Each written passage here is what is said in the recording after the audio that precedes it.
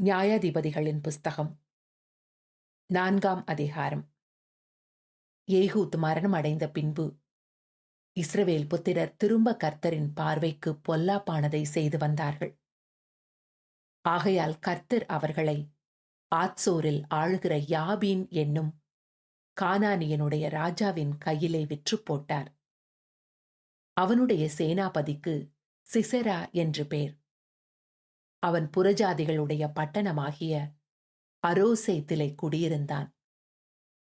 அவனுக்கு 900 இருப்பு ரதங்கள் இருந்தது. அவன் இஸ்ரவேல் புத்திரரை 20 வருஷம் கொடுமையாய் ஒடுக்கினான். இஸ்ரவேல் புத்திரர் கர்த்தரை நோக்கி முறையிட்டார்கள். அக்காலத்திலே லபிதோத்தின் மனைவியாகிய தெபோராள் என்னும் தீர்க்கதரிசியானவள் இஸ்ரவேலை நியாயம் விசாரித்தாள். அவள் எப்பிராயிம் மலை தேசமான ராமாவுக்கும் பெத்தேலுக்கும் நடுவே இருக்கிற தெபோராளின் பேரிச்ச மரத்தின் கீழ் குடியிருந்தாள். அங்கே இஸ்ரவேல் புத்திரர் அவளிடத்திற்கு நியாய விசாரணைக்கு போவார்கள். அவள் நப்தலியில் உள்ள கேதேசில் இருக்கிற அபினோகாமின் குமாரன் பாராக்கை வரவழைத்து, நீ நப்தலி புத்திரரிலும் செபுலோன் புத்திரரிலும் 10,000 பேரை கூட்டிக் கொண்டு தாபோர் மலைக்கு போகக் கடவாய் என்றும், நான் யாபீனின் சேனாபதியாகிய சிசராவையும் அவன் ரதங்களையும் அவன் சேனையையும் கீசோன் பள்ளத்தாக்கிலே உன்னிடத்திற்கு வர இழுத்து அவனை உன் கையில் ஒப்புக் கொடுப்பேன் என்றும் இஸ்ரவேலின் தேவனாகிய கர்த்தர் உனக்கு கட்டளையிடவில்லையா என்றாள். அதற்கு பாராக், நீ என்னோடே கூட வந்தால் போவேன், என்னோடே கூட வராவிட்டால் நான் போக மாட்டேன் என்றான். அதற்கு அவள், நான் உன்னோடே கூட நிச்சயமாய் வருவேன். ஆனாலும் நீ போகிற பிரயாணத்தில் உண்டாகிற மேன்மை உனக்கு கிடையாது. கர்த்தர் சிசெராவை ஒரு ஸ்திரீயின் கையில் ஒப்புக் கொடுப்பார் என்று சொல்லி தெபோராள் எழும்பி பாராக்கோடே கூட கேதேசுக்கு போனாள். அப்பொழுது பாராக் செபுலோன் மனுஷரையும் நப்தலி மனுஷரையும் கேதேசுக்கு வரவழைத்து தன்னை பின் செல்லும் 10,000 பேரோடே போனான். தெபோராளும் அவனோடே கூட போனாள்.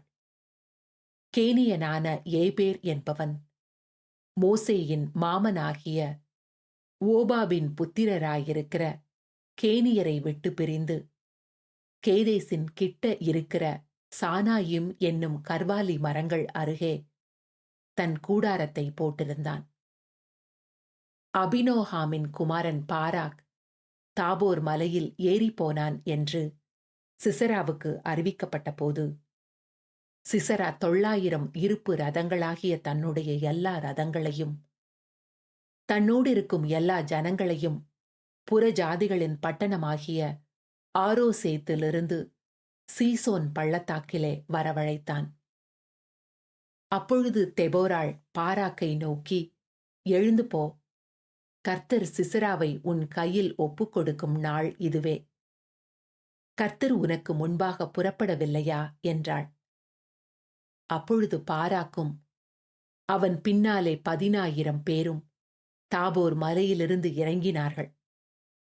கர்த்தர் சிசராவையும் அந்த எல்லா ரதங்களையும் சேனை அனைத்தையும் பாராக்குக்கு முன்பாக பட்டய கருக்கினால் கலங்கடித்தார். சிசரா ரதத்தை விட்டு இறங்கி கால்நடையாய் ஓடிப்போனான்.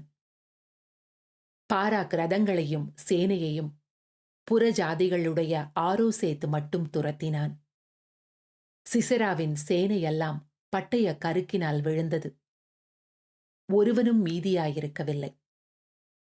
சிசரா கால்நடையாய் கேனியனான ஏபேரின் மனைவி யாகேலுடைய கூடாரத்திற்கு ஓடி வந்தான். அப்பொழுது யாபீன் என்னும் ஆத்சோரின் ராஜாவுக்கும் கேனியனான ஏபேரின் வீட்டுக்கும் சமாதானம் உண்டாயிருந்தது. யாகேல் வெளியே சிசராவுக்கு எதிர்கொண்டு போய், உள்ளே வாரும் என் ஆண்டவனே, என்னண்டை உள்ளே வாரும், பயப்படாதேயும் என்று அவனோடே சொன்னாள்.